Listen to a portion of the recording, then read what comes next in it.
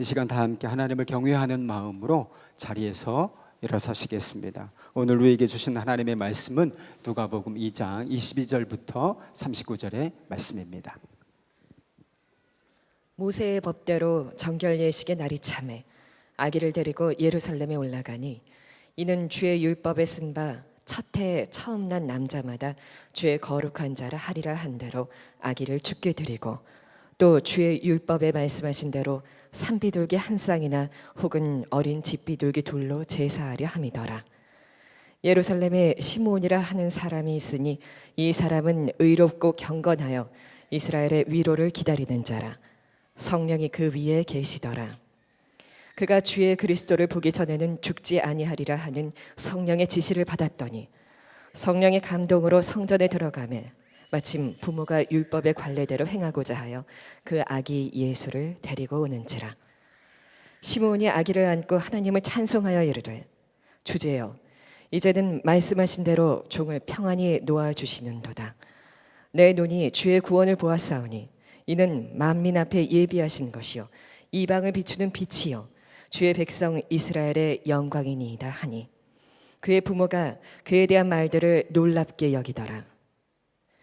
시므온이 그들에게 축복하고 그의 어머니 마리아에게 말하여 이르되 보라 이는 이스라엘 중 많은 사람을 패하거나 흥하게 하며 비방을 받는 표적이 되기 위하여 세움을 받았고 또 칼이 내 마음을 찌르듯 하리니 이는 여러 사람의 마음의 생각을 드러내려 함이니라 하더라.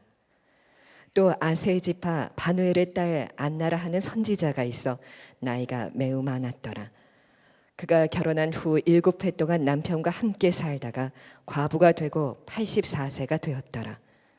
이 사람이 성전을 떠나지 아니하고 주야로 금식하며 기도함으로 섬기더니 마침 이때에 나와서 하나님께 감사하고 예루살렘의 속량을 바라는 모든 사람에게 그에 대하여 말하니라.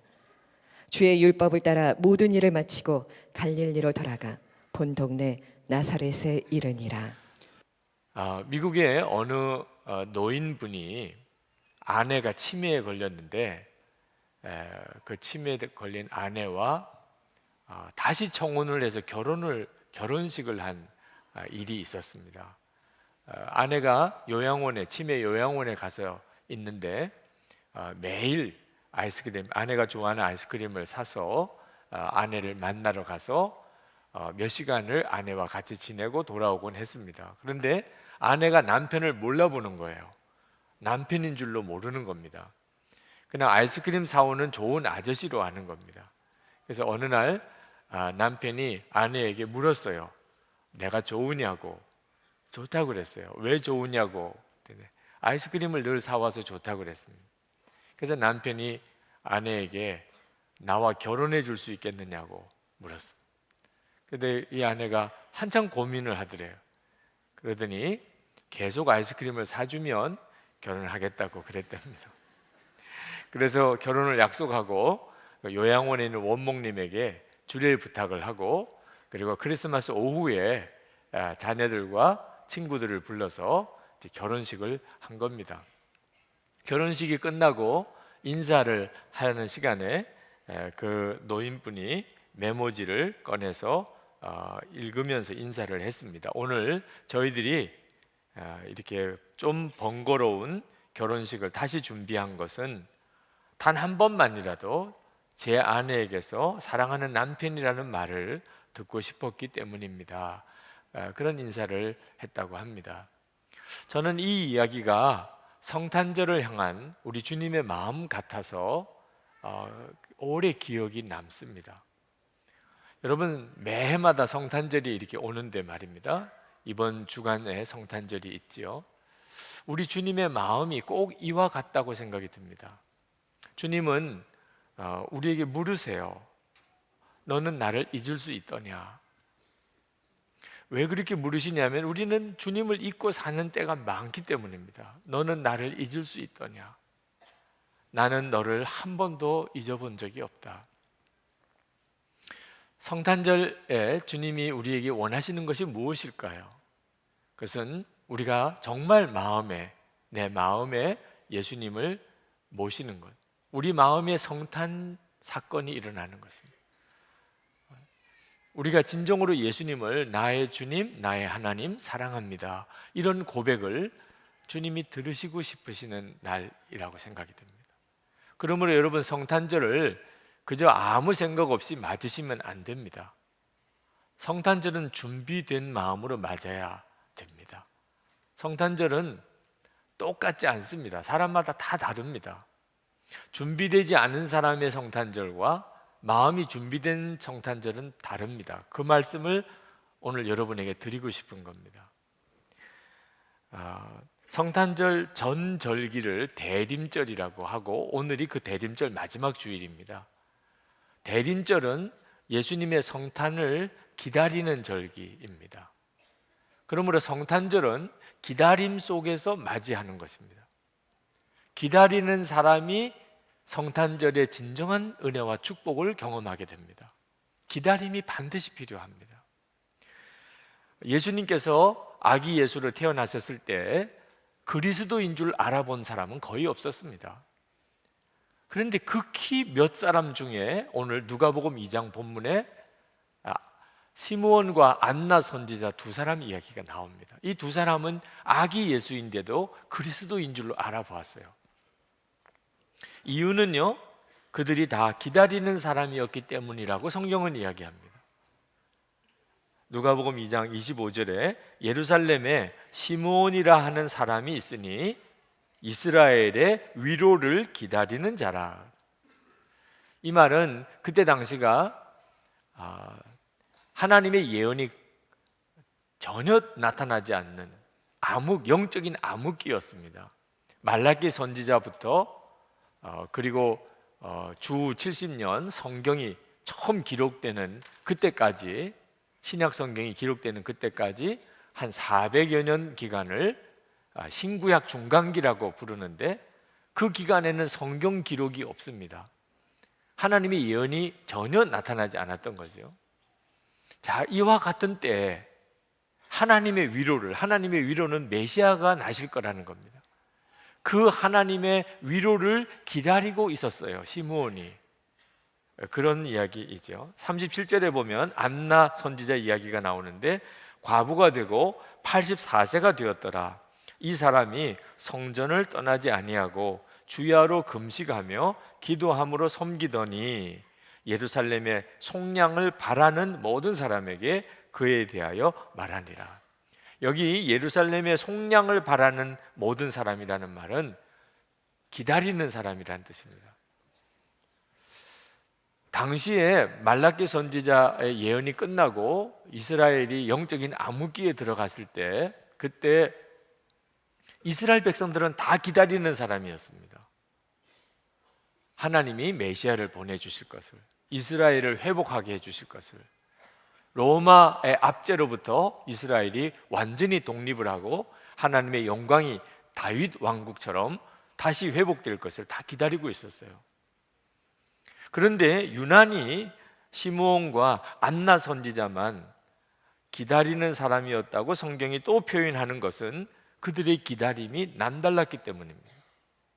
그저 하나님이 메시아를 보내주실 거야, 몇백 년을 이어내려가면서 그렇게 생각하는 것 정도가 아니고, 안나와 시므온은 전혀 다른 사람이었어요.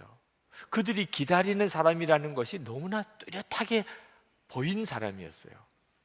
25절에 보면 시므온에 대해서 말하기를, 이 사람은 의롭고 경건하여 이스라엘의 위로를 기다리는 자라, 성령이 그 위에 계시더라. 안나 선지자에 대해서 이 37절에 성전을 떠나지 아니하고 주야로 금식하며 기도함으로 섬기더니라고 그랬습니다.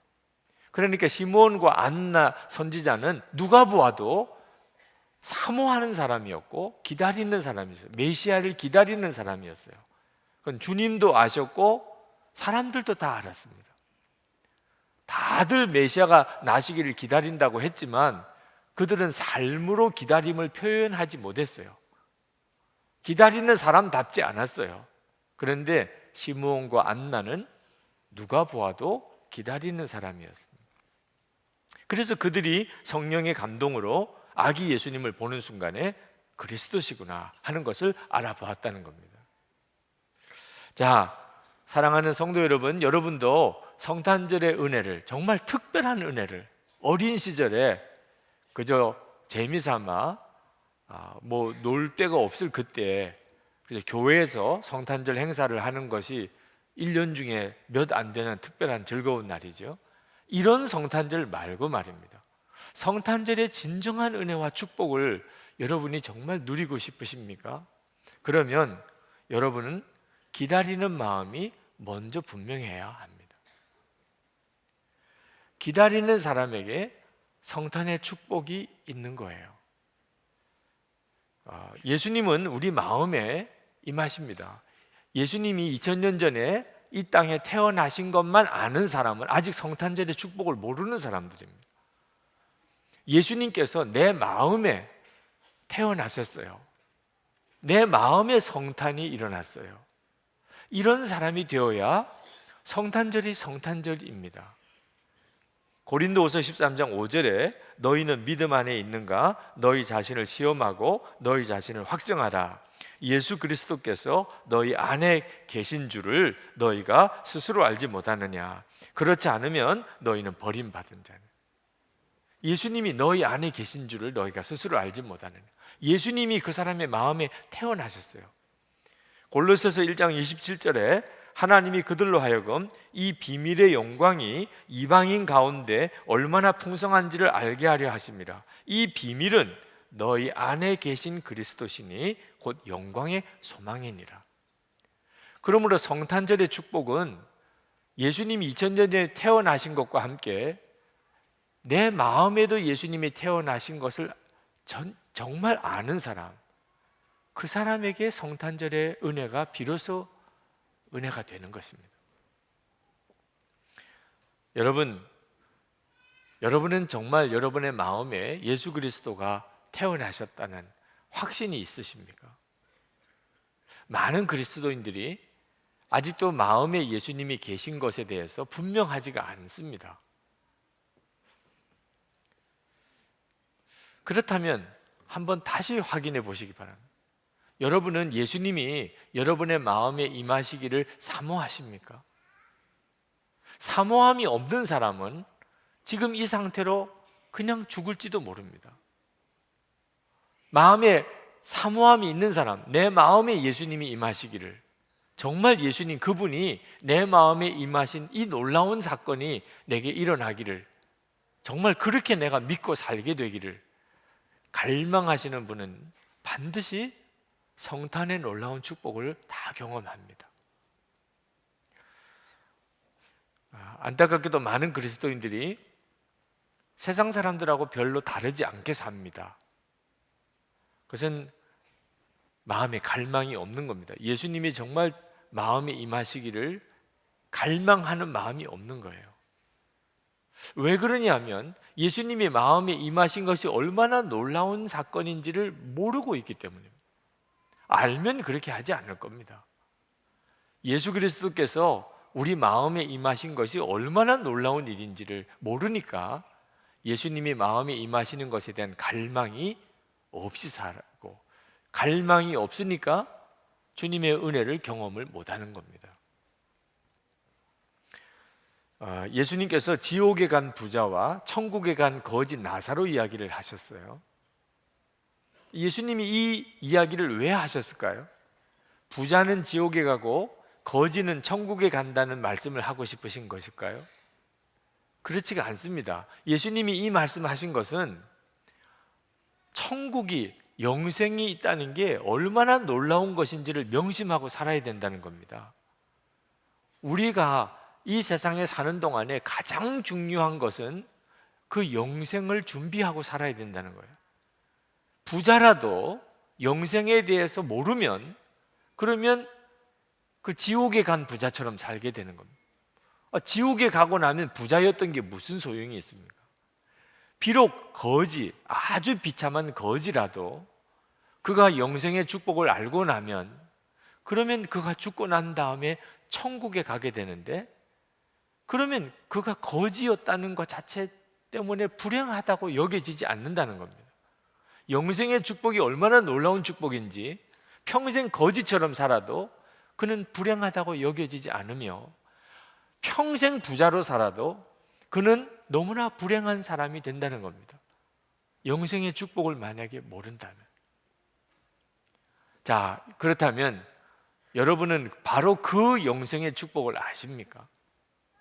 영원한 하나님의 나라의 그 축복을 누리고 사십니까?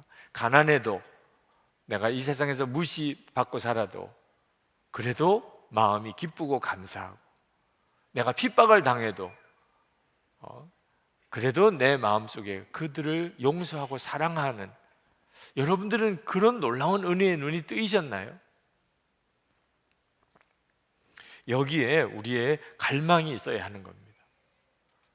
우리가 다 예수 믿은 사람 아닙니까? 우리는 죄에서 구원받았고, 그리고 성령 하나님께서 우리 안에 오셨고, 우리는 항상 예수님을 바라보고 살게 돼 있거든요. 그런데 그 놀라운 구원의 축복을 실제로 누리고 살지 못한다면, 그렇다면 예수 믿은 의미가 뭐가 있겠습니까? 그러므로 여러분들이 정말 마음에 예수님을 믿은 그 축복을 실제로 누리고 있지 못하다면 갈망을 가지셔야 되는 겁니다. 아직까지 예수 믿은 진짜 축복을 다 경험 못했다고 하는 사실이 안타까워야 하는 것입니다. 그때 하나님이 역사하시는 거예요.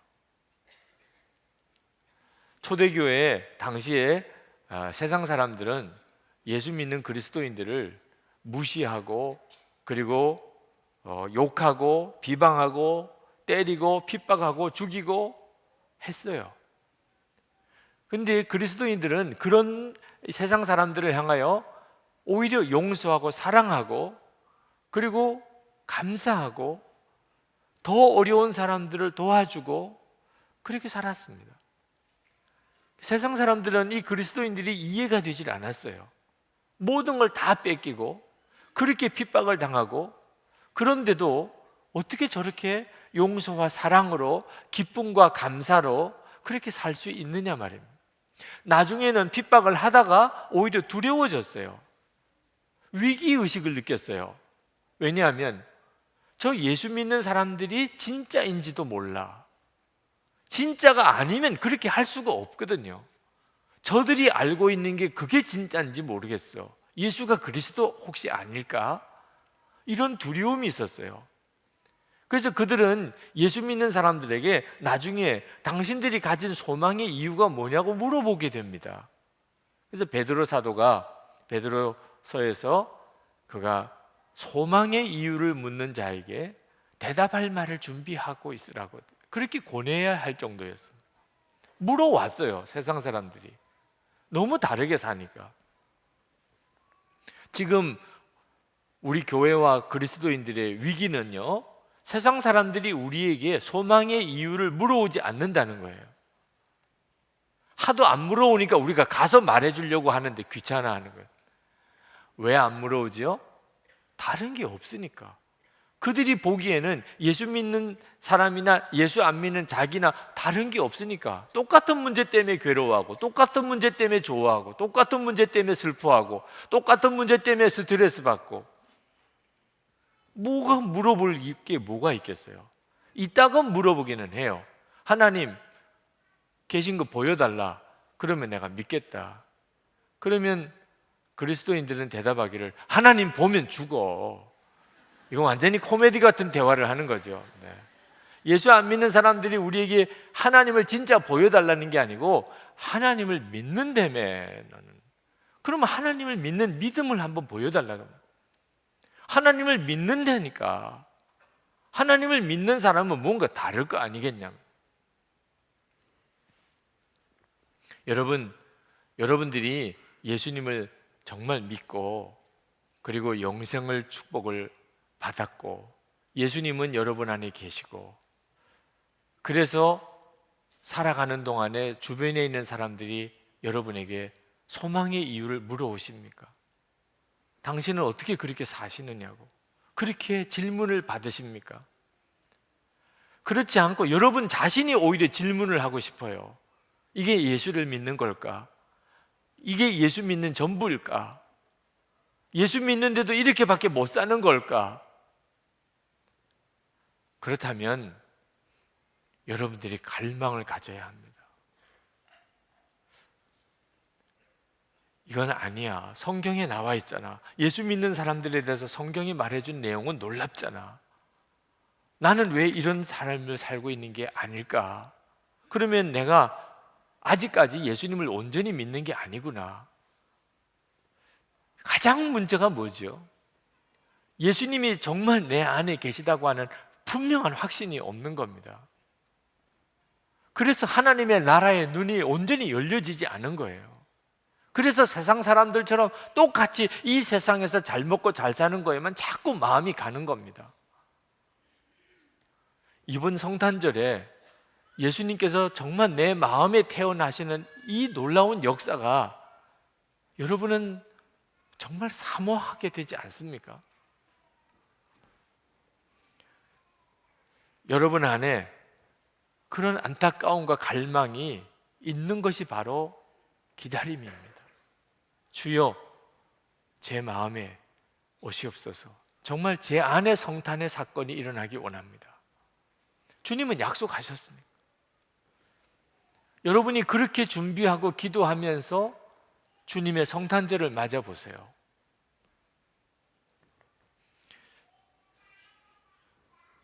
우리의 마음이 문제입니다. 예수님이 우리 마음에 태어나시는 것이거든요. 근데 예수님은 왜 우리 마음에 임하시는 이 놀라운 사건을 우리에게 그렇게 분명하게 드러내 경험하게 해주지 못하실까요? 마음이 준비가 안 돼 있어서 그렇습니다. 저는 저희 어머님이 비교적 일찍 돌아가셨는데 저희 어머님이 돌아가시고 난 다음에 동생들을 통해서 어머님이 저에 대해서 하신 이야기를 전해 들었어요. 제가 맏인데 맏이는 속은 어떤지 모르겠는데 표현이 없다. 저는 어머님께 어머님 사랑합니다 이런 고백을 못한 것 같아요. 아들이니까 어머니를 향한 사랑이 왜 없었겠어요? 근데 그것을 굳이 표현해야 된다는 생각이 없었어요. 어머님이 갑자기 그렇게 일찍 돌아가시고 나니까 너무 아쉽기는 했지만 어머님이 알고 계실 거라고 생각했어요. 아들이 어머니를 사랑한다는 건 당연한 일 아니겠는가?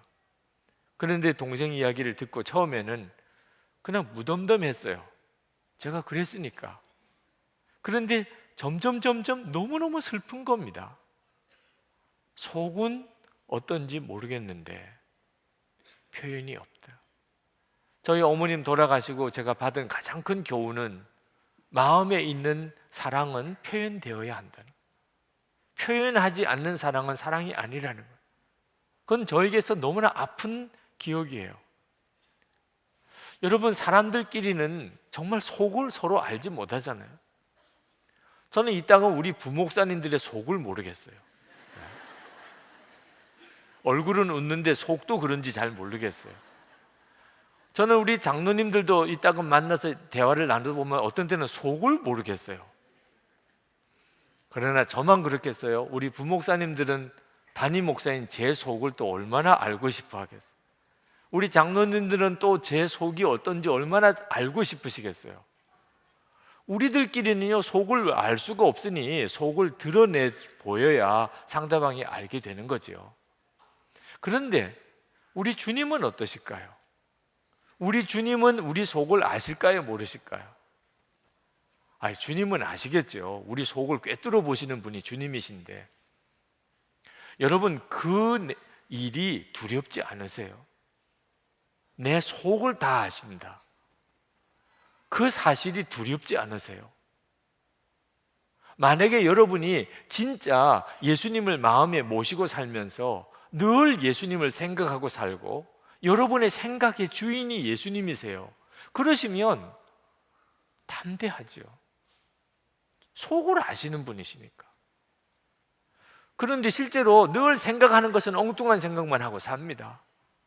하루 종일, 한 주일 내내 내 생각과 마음의 주제는요, 예수님이 아니셨어요. 그러면 속을 아시는 주님이 얼마나 두렵습니까?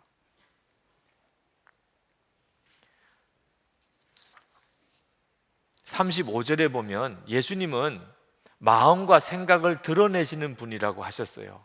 35절에 또 칼이 내 마음을 찌르듯 하리니 이는 여러 사람의 마음의 생각을 드러내려 함이니라 하더라. 예언입니다. 예수님은 어떤 분이신가? 이제 사람의 마음과 생각을 다 드러내는 분이라는 거예요.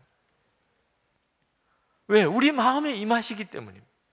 예수님이 임하시는 곳은 우리 마음이에요. 그 점이 오늘 우리가 정말 진지하게 생각해 봐야 되는 겁니다. 성탄절만 되면 늘 공연되는 연극이 있습니다. 빈방이 있습니까? 라는 제목의 연극입니다. 이 연극의 유래는 1980년 미국의 어느 아주 작은 시골 마을 교회에서 있었던 연극입니다. 가이드 포스트에 실린 조그만 칼럼에 그 이야기가 실렸어요. 윌리라고 하는, 윌리의 성탄절이라고 하는 제목입니다. 그 교회학교 선생님이 연극을 하는데 윌리라고 하는 지적 장애아가 있었습니다. 근데 이 아이도 연극을 할 수 있게 해주려고 아주 간단한 배역 하나를 맡긴 거죠. 여관 주인입니다. 윌리가 하는 대사는 요셉과 마리아가 방이 있느냐고 아주 간절히 찾을 때 방 없어요. 딴 데 가봐요. 그리고 문 딱 닫고 들어오면 끝이에요. 이 정도는 할 수 있을 거라고. 그 연극은 잘 진행이 됐습니다. 이제 여관 주인이 문을 열고 나가서 방 없어요. 딴 데 가봐요. 그리고 문 닫고 들어오면 이제 되는데 윌리가 문을 열고 나갔어요. 요셉과 마리아가 서 있습니다. 요셉이 너무 간절하게 방이 필요하다고 만삭이 된 아내를 가리키면서 이제 아기가 나올 것 같은데 방을 좀 달라고 그렇게 막 간절히 요청하는 겁니다. 윌리가 갑자기 감동을 받았어요. 분명히 대사는 방 없어요. 딴 데 가봐요. 그리고 들어가야 되는데 윌리가 갑자기 눈이 붉을스름해지고 눈물이 맺히면서 선생님은 너무 안타까워서 방 없어요. 방 없어요. 계속 뒤에서 대사를 잊어버렸을까 봐 이야기를 해주는데 윌리가 말을 못하는 거예요. 그러다가 결국 윌리가 대답합니다. 방 없어요. 딴 데 가봐요. 그러니까 요셉과 마리아 그 배역 맡은 아이는 얼마나 힘들었겠어요. 윌리가 그 대답을 하니까 돌아서는데 윌리가 그냥 견딜 수가 없는 겁니다. 문 닫고 들어가야 되는데 요셉! 마리아! 가지마! 우리 집에는 방 있어. 우리 집에는. 여기는 없지만 우리 집에는 있어. 우리 집에 가. 내 방에서 묵으면 되잖아. 그래서 이 연극이 그냥 거기서 완전히 엉망이 돼버린 겁니다. 어떻게 진행할 방법이 없었어요. 물 껴듯이 그냥 다 조용해졌습니다. 수습이 안 돼요. 그때 그 교인들이, 연극을 보는 교인들이 한 사람 두 사람 박수를 치기 시작했어요. 일어나서 다 박수를 치기 시작했어요. 그렇게 감동적인 연극은 없었다는 거죠. 그게 제목이 됐어요. 빈방이 있습니까? 근데 여러분에게는 빈방이 있으십니까? 예수님이 오실 빈방이. 그 빈방은 뭘 말하는 거죠? 마음이에요. 그 말은 예수님 생각하시고 사시느냐는 뜻이에요. 여러분, 우리가 새 집에 이사를 가는데 가보니까 방마다 거실마다 온갖 잡동사니 물건으로 꽉 차 있어요. 앉아 있을 자리가 없어요. 발 뻗고 누울 자리가 없어요. 그러면 여러분 어떻게 하세요? 그러면 방에 있는 거 다 치워야죠. 치우면 그러면 거기에 잠잘 자리, 앉을 자리가 마련되잖아요. 성탄절 준비는 뭘 어떻게 하는 거죠? 기다리는 건 뭘 어떻게 기다린다는 거죠? 내 마음에 왕이 오실 준비를 하는 겁니다. 마음에 왕이 오신다는 이야기는 항상 예수님 생각하고 사는 거예요. 누구를 만나든지 예수님부터 먼저 생각하는 거예요. 무슨 말을 하든지 예수님부터 먼저 생각하는 겁니다. 그게 그 사람의 마음에 왕이 계시다는 거예요. 그렇게 이제 왕이 내 마음에 오세요. 그러면 내 마음에 정리해죠. 뭘요? 늘 내가 생각하고 살던 거, 늘 내가 관심 갖고 사는 거, 이것부터 정리를 해야 주님이 들어오실 거 아니겠어요? 어느 청년이 깊이 방황하다가 기도원에 올라가서 기도하는데 신명기 8장 2절로 주님이 응답하셨어요. 주님의 말씀은 하나였어요. 나는 내 마음이 어떤지를 알고 싶다. 여러분, 이 질문에 여러분은 대답하실 수 있으세요? 나는 내 마음이 어떤지를 알고 싶다. 항상 생각하는 거, 늘 생각하는 거, 그것이 주님이신가 하는 거. 여러분은 이번 성탄절에 정말 주님이 여러분 안에 임하셔서 여러분 안에 성탄의 역사가 일어나기를 정말 갈망하신다면 여러분이 하실 일은 간단합니다. 늘 주님을 생각하는 겁니다. 그 다음에 역사는 주님이 하시는 것이에요. 하나님께서 우리에게 허락하신 것 중에 가장 소중한 것이 마음입니다. 예수님이 오시는 자리예요. 요한일서 3장 21절 말씀에 보면 사랑하는 자들아, 만일 우리 마음이 우리를 책망할 것이 없으면 하나님 앞에서 담대함을 얻고, 그래요. 마음에 책망할 것이 없으면, 그러면 하나님 앞에서 담대함을 얻는다고 그랬어요. 마음에 책망할 것이 없이 살려면 어떻게 해야 되죠? 예수님이 왕 되시면 확실한 거죠. 여러분, 사람은 자기 마음에 끌려가는 존재입니다. 여러분의 마음이 어떠신지에 따라서 여러분의 인생은 이미 그렇게 가는 거예요. 지금 여러분의 생각, 여러분의 마음의 주인공은 누구지요? 그래서 마귀가 그걸 알기 때문에 여러분에게 온갖 생각을 다 집어넣고 있는 겁니다. 여러분들이 그 점에 대해서 명확한 태도를 가져야 돼요. 나는 아무 생각이나 하지 않을 거야. 나는 아무 마음이나 품지 않을 거야. 예수님이 내 마음의 왕이 되셔야 돼. 그렇지 않으면 우리 인생에 소망이 없습니다. 예수님이 여러분의 마음과 생각의 왕 되시지 않은 사람은 아무리 이렇게 주일에 교회에 오셔도 여러분의 인생은 하나도 달라지는 게 없습니다. 저는 영성일기를 쓰면서 마음을 열고 사는 훈련을 합니다.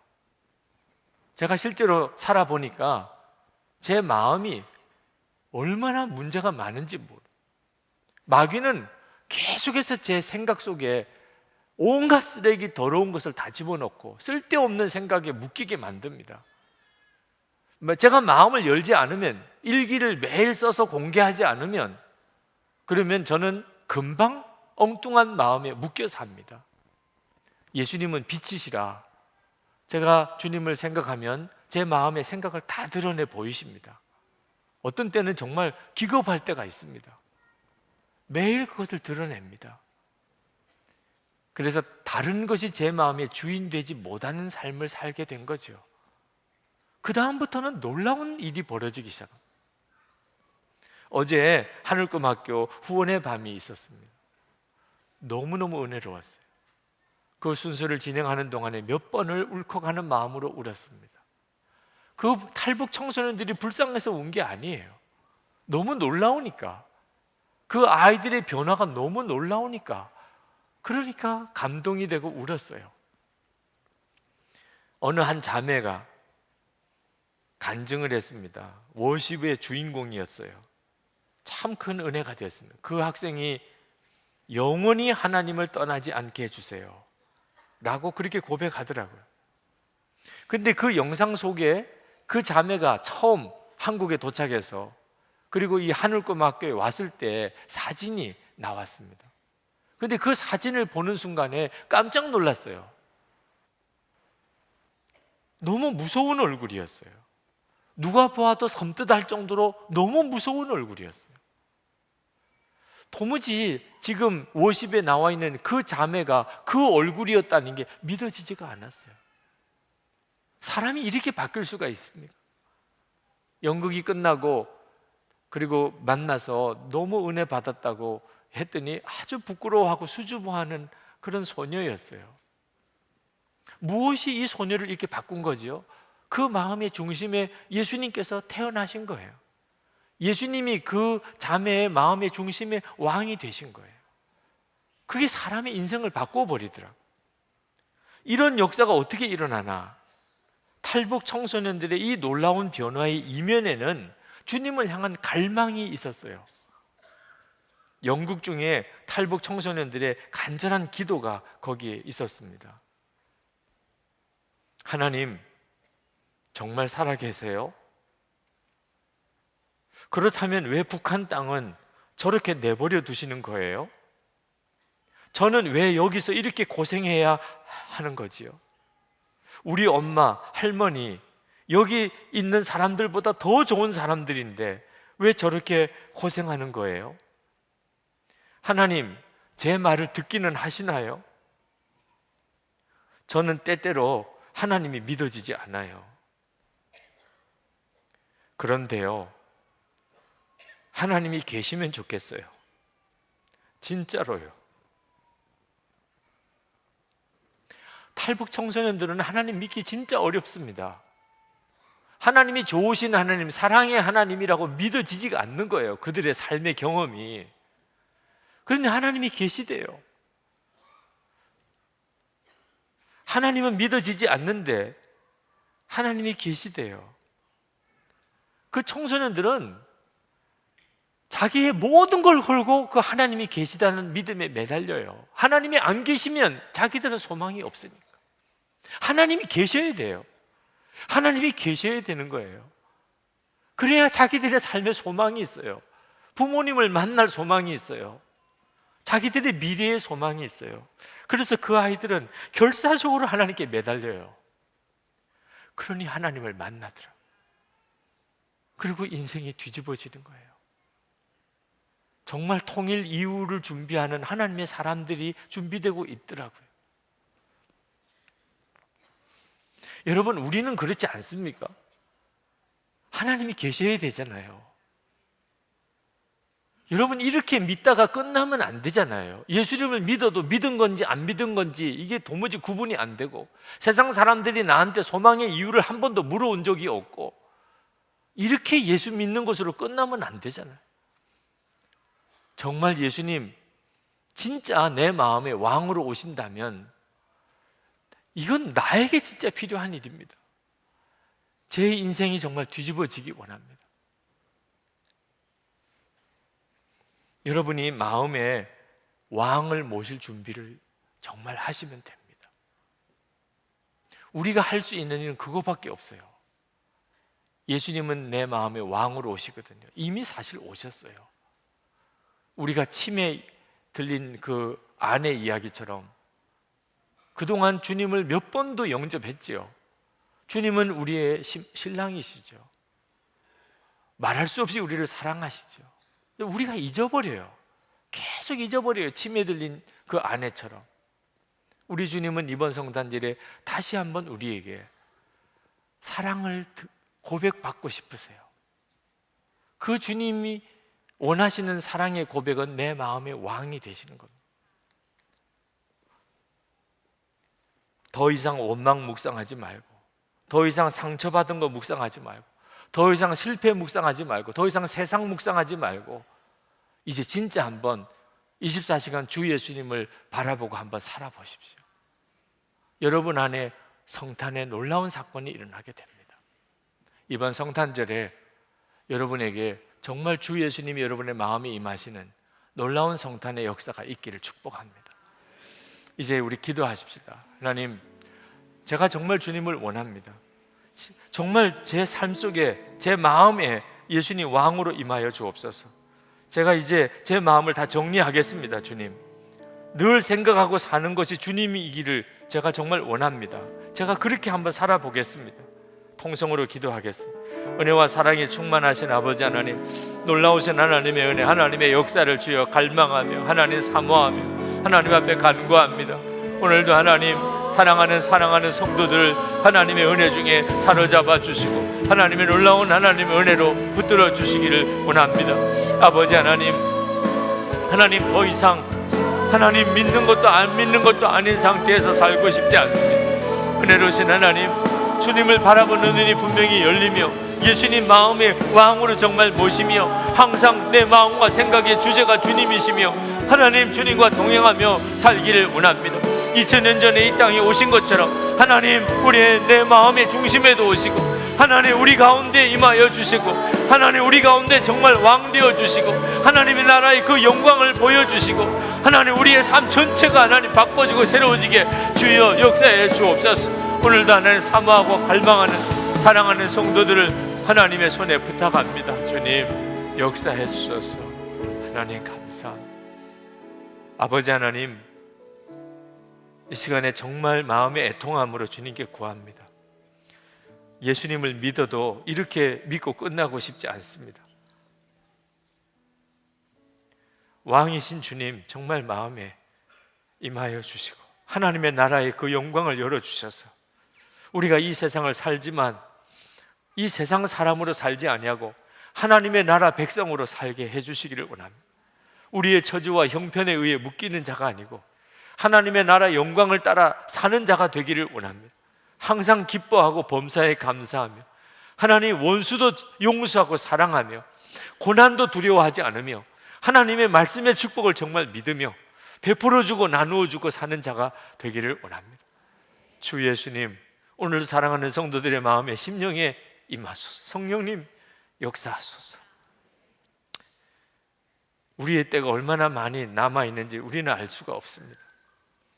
하나님, 이번 성탄절에 내 마음에 주님이 나셨다고 감격스럽게 고백할 수 있는 하나님 그 은혜를 부어 주소서. 성도들의 삶을 완전히 바꾸어 새롭게 하시고 주 예수님 우리 가운데 놀랍게 임하여 주소서. 이제는 사회를 변화시키는 교회로 서게 해주시고 민족의 통일을 이루는 성도들이 서게 해주시길 원합니다.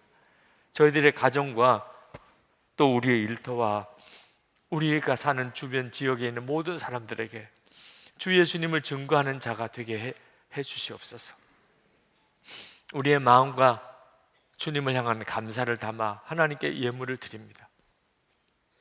하나님, 우리가 이렇게 늘 주님께 감사하고 또 감사하고 감사하며 살 수 있기를 원합니다. 감사의 제목이 언제나 끊어지지 않고 하나님 감사할 힘이 언제나 있으며 감사할 제목이 언제나 넘치기를 원합니다.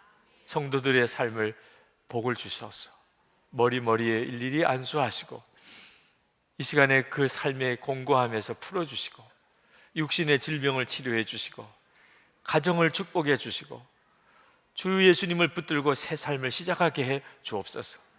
기업의 복을 주시고 재정적인 압박에 눌림에서 풀어주시고 하나님을 영화롭게 하는 담대한 믿음의 용사들, 축복의 종들이 되게 해주소서. 북한에 있는 동포들을 구원해 주소서. 복음이 증거되고 저들도 구원의 길에 서게 해주시고 이 민족이 평화로운 통일을 이루게 하시며 하나님, 세계 열방에 나가 있는 선교사님들 주의 손에 사로잡아 주소서. 오늘도 생명의 복음을 증거하며 섬기는 교회 안에 하나님의 놀라운 부흥이 오늘 드려지는 예배마다 충만하여 주옵소서. 주 예수 그리스도 이름으로 간절히 기도합나이다. 아멘.